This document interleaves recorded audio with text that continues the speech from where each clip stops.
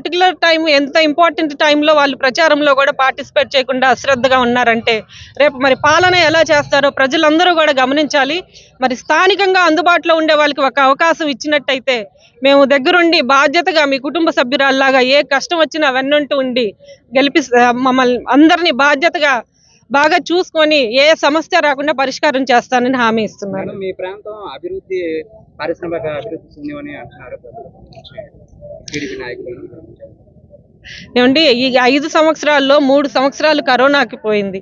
2 సంవత్సరాల్లో మరి 5 సంవత్సరాల్లో చేయగలిగినంత అభివృద్ధి ఇక్కడే చేసి చూపించారు. మరి ప్రభుత్వం చేసిన మంచిని మరి ప్రజలకి చెప్తే ఎక్కడ వాళ్ళకి ఓట్లు పడవో అని చెప్పి ఇలాంటి బురద చల్లే మాటలన్నీ కూడా ఆపోజిషన్ వాళ్ళు తీసుకొస్తున్నారు. అందులో వాస్తవం లేదండి. అభివృద్ధి బాగా జరిగింది.